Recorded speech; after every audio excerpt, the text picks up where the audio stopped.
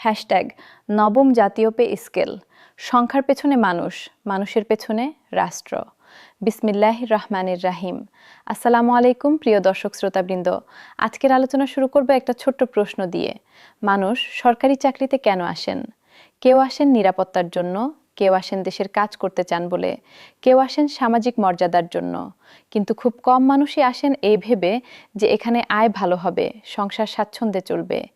এই বাস্তবতাটা বদলানোর একটা সুযোগ এসেছে। আজ ২৮ জুন ২০২৬।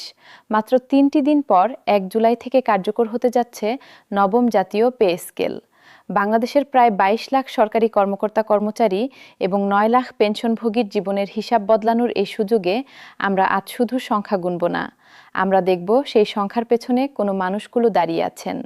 দেখব এই সিদ্ধান্তটা কতটা যথেষ্ট, কোথায় এর সীমাবদ্ধতা, আর ভবিষ্যতের জন্য কি প্রত্যাশা রাখা উচিত। চলুন শুরু করা যাক। প্রথম পর্ব, আজকের পূর্ণ সংবাদচিত্র। অর্থ মন্ত্রণালয়ের অর্থ বিভাগ নিশ্চিত করেছে যে নবম জাতীয় পে স্কেলের গেজেট প্রকাশের প্রস্তুতি চূড়ান্ত পর্যায়ে। ২০২৬ থেকে ২৭ অর্থ বছরের প্রথম দিন থেকেই নতুন বেতন কাঠামো কার্যকর গণ্য হবে। মূল সিদ্ধান্ত ৩টি স্তরে। প্রথমত, ১ জুলাই থেকেই সুপারিশকৃত মূল বেতনের ৫০% প্রযোজ্য হবে। গেজেট প্রকাশে দেরি হলেও বকেয়াসহ পরিশোধ করা হবে। এটা সরকারের আনুষ্ঠানিক অবস্থান। দ্বিতীয়ত, ২০২৬ থেকে ২৭ অর্থবছরের বাজেটে ৩৫,০০০ কোটি টাকার বিশেষ থোক বরাদ্দ চূড়ান্ত। বাংলাদেশের ইতিহাসে কোনো একক পে স্কেলের জন্য প্রথম বছরে এত বড় বরাদ্দ এর আগে হয়নি। তৃতীয়ত, বাস্তবায়ন হবে ৩ ধাপে। প্রথম ধাপে জুলাই ২০২৬ থেকে মূল বেতনের ৫০%। দ্বিতীয় ধাপে ২০২৭ থেকে ২৮ অর্থবছরে বাকি ৫০%। তৃতীয় ধাপে ২০২৮ থেকে ২৯ অর্থবছরে ভাতাসহ পূর্ণ বাস্তবায়ন। এই ৩ ধাপে কথাটির মধ্যে লুকিয়ে আছে আজকের সবচেয়ে বড় বিতর্ক। সেটা নিয়ে পরে বিস্তারিত আসব। দ্বিতীয় পর্ব, ১১ বছরের নীরব ক্ষতি। ২০১৫ সালে অষ্টম পে স্কেল ঘোষণার পর থেকে আজ পর্যন্ত ১১টি বছর পার হয়েছে। এই ১১ বছরে বাংলাদেশের মাথাপিছু আয় $১,৩০০ থেকে প্রায় $৩,০০০ পৌঁছেছে। অর্থনীতি ২.৫ গুণ বড় হয়েছে। নতুন সেতু হয়েছে, মেট্রো রেল হয়েছে, বিদেশি বিনিয়োগ এসেছে। কিন্তু একটি প্রশ্নের উত্তর কেউ দেয়নি, যে মানুষগুলো প্রতিদিন অফিসে গিয়ে এই দেশ চালাচ্ছেন, তাদের জীবনে কতটুকু বদলেছে? বদলায়নি, বরং কমেছে। মূল্যস্ফীতি একটি নীরব ডাকাত। প্রতি বছর সে একটু একটু করে মানুষের ক্রয় ক্ষমতা কমিয়ে দেয়। ২০১৫ সালে ১০,০০০ টাকায় যে বাজার হতো, আজ সেই বাজারে ১৮ থেকে ২০,০০০ টাকা লাগছে। বাসা ভাড়া প্রায় দ্বিগুণ হয়েছে। সন্তানের পড়ালেখার খরচ বেড়েছে, চিকিৎসা ব্যয় বেড়েছে, কিন্তু বেতন সে একই জায়গায়। এই ফারাকটাই নবম পে স্কেলের পেছনের মূল যুক্তি। এটা বেতন বৃদ্ধি নয়, এটা একটি বিলম্বিত সংশোধন। তৃতীয় পর্ব, ৩টি মানুষের ৩টি বাস্তবতা পরিসংখ্যান মানুষকে অদৃশ্য করে দেয়। তাই ৩টি ভিন্ন প্রেক্ষাপটের মানুষের কথা বলি। এরা কেউ কাল্পনিক নামের আড়ালে থাকা বাস্তব মানুষের প্রতিনিধিত্বমূলক ছবি। প্রথম ছবি, ঢাকার মিরপুরে একজন। কজন? ১৫ বছরের চাকরি জীবন, স্ত্রী, ২ সন্তান। মূল বেতন ২২,০০০, ভাতাসহ মোট ৪০,০০০, বাসা ভাড়া ১২,০০০, বাজার ১৫,০০০, সন্তানদের পড়ালেখা ৫,০০০, যাতায়াত ২,০০০, বিদ্যুৎ গ্যাস পানি ৩,০০০, মোট ৩৭,০০০। হাতে থাকে ৩,০০০। এই ৩,০০০-এ কোনো সঞ্চয় নেই, কোনো আকস্মিক চিকিৎসার সংস্থান নেই। মেয়ে একবার অসুস্থ হলে ওষুধের টাকা ধার করতে হয়। ঈদে সবাইকে নতুন পোশাক কিনে দেওয়া যায় না। এই মানুষটি প্রতিদিন অফিসে যান, দেশের সেবা করেন, কিন্তু রাতে ঘরে ফিরে মাসের হিসাব মেলাতে পারেন না। দ্বিতীয় ছবি, গ্রামের একজন প্রাথমিক শিক্ষক ময়মনসিংহের একটি প্রত্যন্ত উপজেলায় ২৫ বছর ধরে শিশুদের পড়াচ্ছেন। মূল বেতন ১২ থেকে ১৫,০০০। গ্রামে থাকায় ভাড়া নেই, এটুকু স্বস্তি আছে। কিন্তু ছেলে ঢাকায় বিশ্ববিদ্যালয়ে পড়ছে, প্রতি মাসে ৫-৬ হাজার পাঠাতে হয়। মেয়ের বিয়ের বয়স হয়েছে, যৌতুকের চাপ আছে, সংস্থান নেই। এই মানুষটি ২৫ বছর ধরে শিশুদের ভবিষ্যৎ গড়েছেন, কিন্তু নিজের পরিবারের ভবিষ্যৎ নিয়ে প্রতি মাসেই একটা যুদ্ধ। তৃতীয় ছবি, অবসরের দোরগোড়ায় একজন। বয়স ৫৮ আর ২ বছরে অবসর। ৩০ বছর রাষ্ট্রের সেবায় কাটিয়েছেন। তিনি এখন একটাই হিসাব করছেন, ৩ ধাপে বাস্তবায়ন মানে তৃতীয় ধাপ আসার আগেই তিনি চলে যাবেন। পূর্ণ সুবিধা পাবেন না, পেনশনের ভিত্তিও সম্পূর্ণ নতুন স্কেলে তৈরি হবে না। এই ৩টি ছবি আলাদা আলাদা সমস্যার কথা বলছে, কিন্তু ৩টির মূলে একটাই সত্য। সরকারি চাকরিতে যোগ দিলে মর্যাদাপূর্ণ জীবনযাপন নিশ্চিত হওয়া উচিত, এখন তা হচ্ছে না। চতুর্থ পর্ব, বেতন কাঠামোর ভেতরের হিসাব। বাংলাদেশের সরকারি বেতন কাঠামো মোট 20টি গ্রেডে বিভক্ত। গ্রেড 20 সবচেয়ে নিচে, পিয়ন, গার্ড, সহায়ক কর্মচারীরা। গ্রেড 1 সবচেয়ে উপরে, সচিব পর্যায়ের কর্মকর্তারা। প্রস্তাবিত কাঠামো অনুযায়ী গ্রেড 20তে বর্তমান 8,250 থেকে বেড়ে 20,000 টাকা হচ্ছে, বৃদ্ধির হার প্রায় 142%। গ্রেড 1-এ বর্তমান 78,000 থেকে বেড়ে 1,60,000 হচ্ছে, বৃদ্ধির হার প্রায় 105%। মাঝের গ্রেডগুলোতে বৃদ্ধির হার এই দুইয়ের মাঝামাঝি। এখানে একটা লক্ষণীয় বিষয়, নিচের গ্রেডে বৃদ্ধির হার বেশি, উপরে কম। অর্থনীতিবিদরা এটাকে সামাজিক ন্যায্যতার দিক থেকে ইতিবাচক বলছেন, কিন্তু একটা সীমাবদ্ধতাও আছে। শতাংশে বেশি হলেও 20,000 টাকায় ঢাকায় মর্যাদাপূর্ণ জীবনযাপন কতটা সম্ভব, সেই প্রশ্নটা থেকেই যায়। পঞ্চম পর্ব, মূল বেতন বনাম মোট প্রাপ্তি। যে পার্থক্যটা অনেকে বোঝেন না। বেতন দ্বিগুণ হবে, এই কথাটা শুনলে মনে হয় সবকিছু দ্বিগুণ হবে, কিন্তু বাস্তবটা একটু ভিন্ন। একজন সরকারি কর্মচারীর মোট প্রাপ্তি শুধু মূল বেতন নয়, এর সঙ্গে আছে বাড়ি ভাড়া ভাতা, চিকিৎসা ভাতা, যাতায়াত ভাতা, উৎসব ভাতা এবং আরও কিছু ভাতা। নতুন পে স্কেলে প্রথম ধাপে শুধু মূল বেতনের 50% বাড়ছে। ভাতাগুলো পূর্ণ সংশোধন হবে তৃতীয় ধাপে, অর্থাৎ 2028 থেকে 29 অর্থ বছরে। এই পার্থক্যটা বোঝা জরুরি, কারণ অনেকে মনে করছেন জুলাই থেকে বেতন দ্বিগুণ হয়ে যাবে। বাস্তবে প্রথম ধাপে মূল বেতনের 50% বৃদ্ধি পাচ্ছেন, ভাতাসহ পুরো প্যাকেজ নয়। মিথ্যা আশা থেকে হতাশা আসে, তাই সঠিক ধারণা রাখাটা এখনই জরুরি। ষষ্ঠ পর্ব, পে ফিক্সেশন। সহজ ভাষায় পুরো প্রক্রিয়া। পে ফিক্সেশন শব্দটা শুনলে অনেকে একটু ঘাবড়ে যান। আসলে এটা সহজ। নতুন স্কেল এলে পুরনো বেতন থেকে নতুন বেতনে সমন্বয় করতে হয়। এই প্রক্রিয়ায় পে ফিক্সেশন দুটি পদ্ধতিতে হয়। প্রথমটায় বর্তমান মূল বেতনের সঙ্গে একটি গুণক প্রয়োগ করা হয়। দ্বিতীয়টায় নতুন গ্রেড ও ধাপ অনুযায়ী সরাসরি বেতন নির্ধারণ করা হয়। যে পদ্ধতিতে বেশি পাওয়া যায় সেটাই গ্রহণ করা হয়। এটাকে বলে অ্যাডভান্টেজিয়াস ফিক্সেশন। গ্যাজেট প্রকাশের পর আইবাস প্লাস প্লাস সিস্টেমে এই প্রক্রিয়া ডিজিটালি সম্পন্ন করা হবে। এখনই করণীয় 3টি কাজ। সার্ভিস বুক হালনাগাদ আছে কিনা দেখুন। নিজের গ্রেড, মূল বেতন ও চাকরিতে যোগদানের তারিখ মনে রাখুন। ব্যাংক হিসাব ও জাতীয় পরিচয়পত্রের তথ্য সিস্টেমে সঠিক আছে কিনা নিশ্চিত করুন। অতীতে দেখা গেছে তথ্যের গরমিলের কারণে অনেকের বেতন নির্ধারণে মাসের পর মাস দেরি হয়। একটু সতর্কতা এই ঝামেলা এড়াতে পারে। সপ্তম পর্ব, যে প্রশ্নগুলো সবচেয়ে বেশি উঠছে।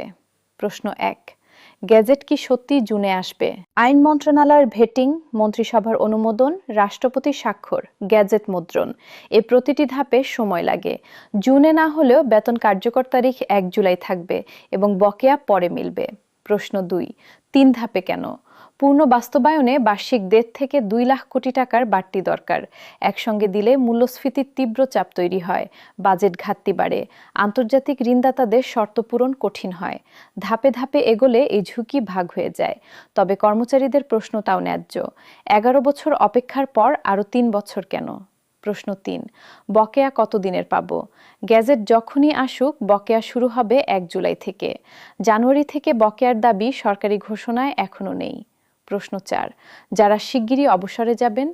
3 ধাপে বাস্তবায়ন মানে যারা আগামী 1-2 বছরে অবসরে যাবেন, তাদের পেনশনের ভিত্তি পুরো নতুন স্কেলে তৈরি হবে না।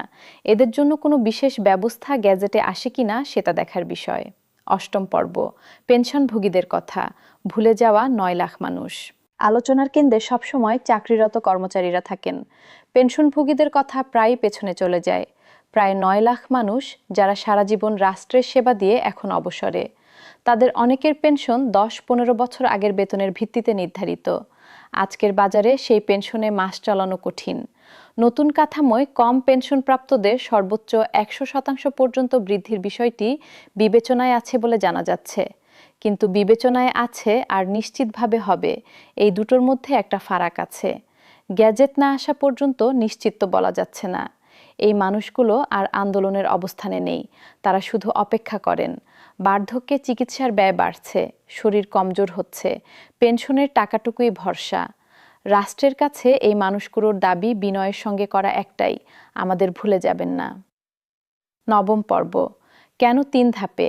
অর্থনীতির কঠিন বাস্তবতা এবং কর্মচারীদের যুক্তি ৩ ধাপে বাস্তবায়নের পক্ষে সরকারের যুক্তি অর্থনৈতিক। বাংলাদেশে বার্ষিক বাজেটের একটি বড় অংশ যায় ঋণের সুদ পরিশোধে, ভর্তুকিতে, উন্নয়ন প্রকল্পে। একসঙ্গে ১.৫ থেকে ২ লাখ কোটি টাকার বাড়তি ব্যয় মেটাতে হয় করকর বাড়িয়ে, নয়তো ঋণ নিয়ে, নয়তো উন্নয়ন বাজেট কমিয়ে। এই তিনটির কোনোটাই দেশের জন্য মঙ্গলজনক নয়, তাই ধাপে ধাপে। কিন্তু কর্মচারীদের যুক্তিও ফেলনা নয়। ১১ বছর অপেক্ষার পর আরও ৩ বছর, মানে মোট ১৪ বছর। যারা এর মধ্যে অবসরে যাবেন তারা পূর্ণ সুবিধা পাবেন না। আর এই ৩ বছরে মূল্যস্ফীতি যদি আবার সুবিধাটা গিলে নেয় তাহলে লাভ কোথায়? দুটো দৃষ্টিভঙ্গিই বৈধ, কিন্তু সত্যিকারের প্রশ্ন হলো, দ্বিতীয় ও তৃতীয় ধাপ সময় মতো আসবে তো, নাকি সেটাও আবার পিছিয়ে যাবে কোনো কারণে? ১০ম পর্ব, মূল্যস্ফীতির ফাঁদ, পে স্কেল কি নিজেই সমস্যা তৈরি করতে পারে? একটা গুরুত্বপূর্ণ প্রশ্ন যা নিয়ে বিশেষজ্ঞরা কথা বলছেন। ২২ লাখ পরিবারের হাতে একসঙ্গে বাড়তি অর্থ এলে বাজারে চাহিদা বাড়ে। চাহিদা বাড়লে যদি সরবরাহ একই থাকে, দাম বাড়ে। বাসা ভাড়ায় এই প্রভাব সবচেয়ে বেশি দেখা যায়। আগের প্রতিটি পে স্কেলের পরই ঢাকাসহ বড় শহরে ভাড়া লাফিয়ে বেড়েছে, কারণ বাড়িওয়ালারা জানেন সরকারি বেতন বেড়েছে। খাদ্যপণ্যের বাজারেও একই ঢেউ আসতে পারে। এটাকে অর্থনীতিতে বলে ওয়েজ প্রাইস স্পাইরাল। বেতন বাড়লে দাম বাড়ে, দাম বাড়লে আবার বেতন বাড়ানোর দাবি ওঠে। ৩ ধাপে বাস্তবায়নের একটা যুক্তি এখানেও আছে।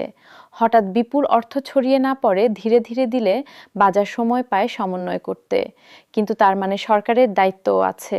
বাজার নজরদারি জোরদার করতে হবে।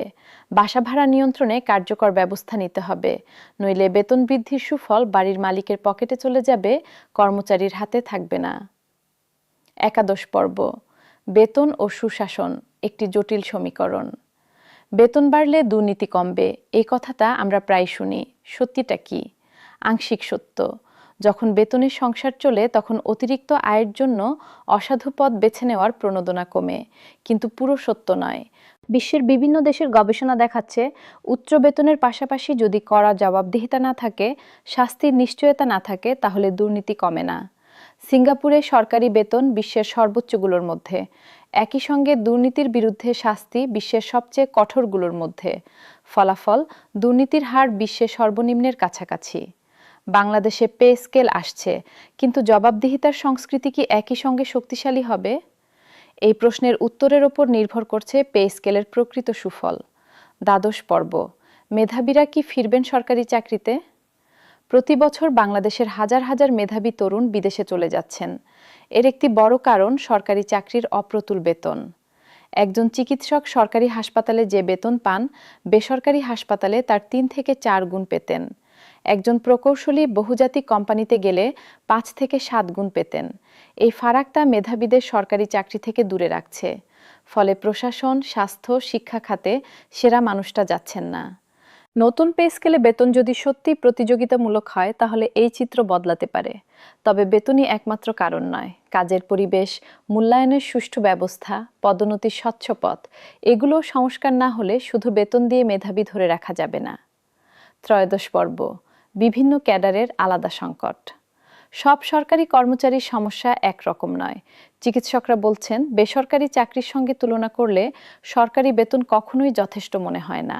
তারা সরকারি কাজের পাশাপাশি বেসরকারি প্র্যাকটিসে বেশি মনোযোগ দেন। এতে সরকারি হাসপাতালের সেবায় ঘাটতি থাকে। শিক্ষকরা বলছেন, মেধাবীরা শিক্ষকতায় আসতে চান না। ফলে মানের সংকট প্রজন্মের পর প্রজন্ম ধরে চলছে। প্রশাসনিক কর্মকর্তারা বলছেন, দায়িত্ব অনেক, ক্ষমতা সীমিত, আর্থিক স্বীকৃতি আরও কম। তৃতীয় ও চতুর্থ শ্রেণীর কর্মচারীরা বলছেন, আমাদের কথা কেউ মনে রাখে না। আলোচনায় সবসময় উপরের পদের কথাই বেশি আসে। একটি পে স্কেল দিয়ে এইসব সমস্যার সমাধান হবে না, কিন্তু আর্থিক ভিত্তিটা মজবুত না হলে অন্য কোনো সমাধানও কাজ করবে না। চতুর্দশ পর্ব, ইতিহাসের আয়নায় এবারের পে স্কেল। বাংলাদেশের ইতিহাসে আগেও অনেক পে স্কেল এসেছে। প্রতিটি পে স্কেলের পর একটি নিদর্শন বারবার দেখা গেছে। প্রথম ২-৩ বছর কর্মচারীদের জীবনমানে উন্নতি আসে। তারপর মূল্যস্ফীতি ধীরে ধীরে সেই সুবিধা গিলে নেয়। কয়েক বছর পর আবার নতুন পে স্কেলের দাবি ওঠে। এই চক্রটা ভাঙতে দরকার একটি নিয়মিত পর্যালোচনার কাঠামো। যদি প্রতি ৫ বছরে একটি বেতন পর্যালোচনা হয় এবং মূল্যস্ফীতির সঙ্গে সামঞ্জস্যপূর্ণ একটি বার্ষিক সমন্বয় থাকে, তাহলে ভবিষ্যতে ১১ বছরের মতো দীর্ঘ বিরতি আর তৈরি হবে না। নবম পে স্কেল ঘোষণার সঙ্গে সঙ্গে যদি এই দীর্ঘমেয়াদী কাঠামোর ঘোষণাও আসত, সেটা হতো সত্যিকারের দূরদর্শী পদক্ষেপ। বাংলাদেশের ২২ লাখ সরকারি কর্মচারী এই দেশের মেরুদণ্ড। তাদের ভালো থাকলে দেশ ভালো থাকে, দেশ ভালো থাকলে আমরা সবাই ভালো থাকি। আজকের পর্যালোচনা এখানেই শেষ। পে স্কেল সংক্রান্ত যে কোনো গুরুত্বপূর্ণ আপডেট এলে আমরা আবার হাজির হব। চ্যানেলটি সাবস্ক্রাইব করুন, বেলটি প্রেস করে রাখুন, আর পরিচিত সকল সরকারি চাকরিজীবীর সঙ্গে এই ভিডিওটি শেয়ার করুন। ধন্যবাদ। আল্লাহ হাফেজ।